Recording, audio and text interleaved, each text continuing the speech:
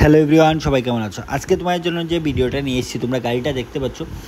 আর গাড়িটা হচ্ছে টাটা টিগরের কিন্তু একটা টপ মডেল গাড়ি। আর গাড়ির কন্ডিশনটা দেখো, একদম ব্র্যান্ড নিউ কন্ডিশনে আছে গাড়িটা। তাই যারাই গাড়িটা নিতে চাইছো, স্ক্রিনে দেখো একটা নাম্বার দেওয়া আছে, ওই নাম্বারে তোমরা যোগাযোগ করতে পারো। টায়ার কন্ডিশনও দেখতে পাচ্ছ, ঠিক আছে, মানে একদম কিন্তু ব্র্যান্ড নিউ কন্ডিশনে আছে, 2019-এর মডেল।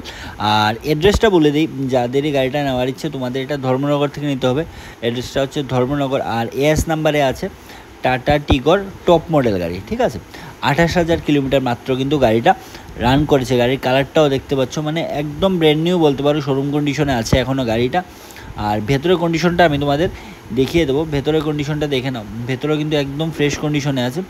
আবারও বলবো, যাদের এই গাড়িটা পছন্দ হচ্ছে, স্ক্রিনে দেখো একটা নাম্বার দেওয়া আছে, ওই নাম্বারে তোমরা যে কোনো সময় যোগাযোগ করতে পারো আর করে গাড়িটা বুক করতে পারো, ঠিক আছে।